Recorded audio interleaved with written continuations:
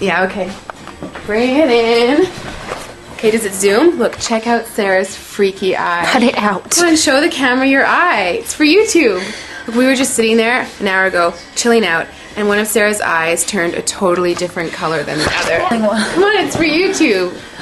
Sarah? Sarah, you okay? I was just kidding. What's happening? Sarah?